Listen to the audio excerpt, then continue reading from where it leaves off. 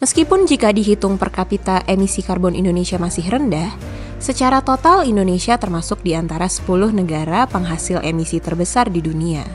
Pada tahun 2022, Indonesia menghasilkan sekitar 700 juta ton karbon per tahun. Emisi karbon ini berbahaya karena menyebabkan pemanasan global dan memicu perubahan iklim yang dapat meningkatkan risiko kebakaran hutan dan hujan lebat. Fakta ini mendorong Indonesia untuk menetapkan target mencapai kondisi netral karbon atau net zero emission pada tahun 2060. Artinya, paling lambat pada tahun 2060 jumlah emisi karbon yang dilepaskan akan sama dengan yang diserap. Komitmen ini merupakan hasil ratifikasi Persetujuan Paris melalui Undang-Undang Nomor 16 Tahun 2016. Presiden Joko Widodo secara resmi meluncurkan Bursa Karbon Indonesia yang diselenggarakan oleh Bursa Efek Indonesia dan ditetapkan oleh Otoritas Jasa Keuangan. Bursa karbon adalah sistem perdagangan yang memfasilitasi pembelian, penjualan, dan pertukaran hak untuk menghasilkan atau mengurangi emisi karbon. Bursa karbon ini dapat beroperasi di tingkat regional, nasional, atau internasional. Izin usaha penyelenggara Bursa Karbon telah diberikan kepada BEI oleh OJK pada 18 September 2023. Indonesia menargetkan penurunan emisi gas rumah kaca sebesar 31,89% tanpa syarat dan tanpa bantuan internasional, atau sebesar 43,2% dengan dukungan internasional dari tingkat emisi normalnya pada tahun 2030. Pajak karbon dan perdagangan karbon adalah instrumen yang bertujuan untuk mengurangi pelepasan gas rumah kaca. Dalam perdagangan karbon, yang diperdagangkan adalah hak atau sertifikasi untuk melepaskan emisi karbon. Sementara itu, pajak karbon adalah jenis pajak yang dikenakan kepada pihak yang melepaskan emisi gas rumah kaca melebihi ambang batas maksimal yang ditetapkan. Di Indonesia, pajak karbon dan perdagangan karbon adalah dua kebijakan yang saling terkait melalui mekanisme cap and trade atau cap and tax. Bayangkan sebuah perusahaan yang telah menghasilkan emisi gas rumah kaca melebihi batas yang ditetapkan oleh pemerintah.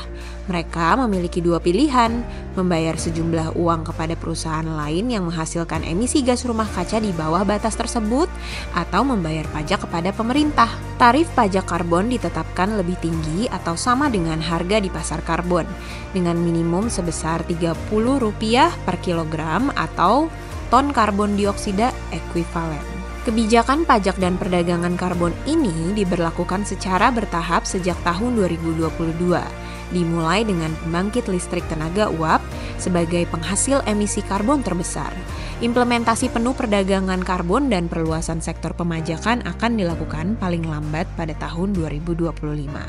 Pelaksanaan perdagangan karbon menuntut akurasi, transparansi, konsistensi, dan akuntabilitas.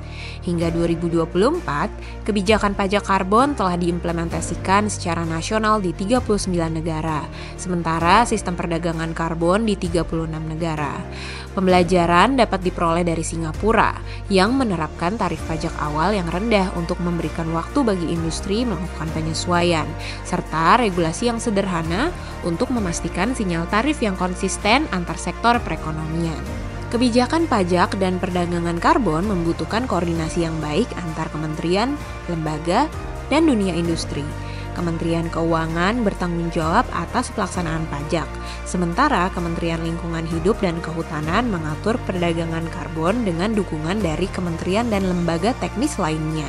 Pelaksanaan kebijakan ini memerlukan dukungan tambahan dan kepemimpinan pemerintah untuk memberikan sinyal kebijakan yang jelas. Hal ini dapat dilakukan dengan menyelaraskan kebijakan yang bertentangan seperti pengalihan subsidi bahan bakar fosil, memberikan informasi industri dan sektor net emitters untuk menarik investor, mengedukasi publik tentang dampak perubahan iklim termasuk sistem peringatan dini dan rencana penanggulangannya, menggunakan sumber daya yang lebih berkelanjutan dengan memberikan insentif untuk ekonomi sirkular, serta mempelajari kebijakan negara lain dan menyesuaikannya dengan kondisi di Indonesia. Dengan langkah-langkah ini, Indonesia dapat mengatasi permasalahan lingkungan global dan mencapai target pengurangan emisi. Pelaku usaha di berbagai sektor, terutama industri intensif karbon seperti manufaktur dan energi fosil, perlu mempersiapkan diri.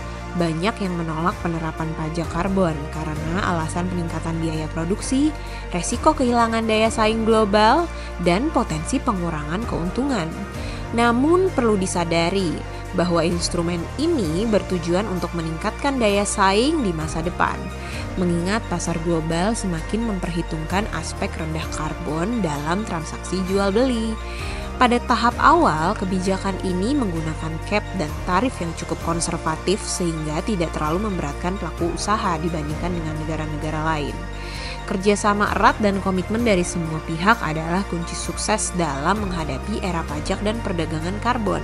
Dengan langkah ini, kita bisa menciptakan lingkungan yang lebih bersih dan berkelanjutan untuk generasi mendatang.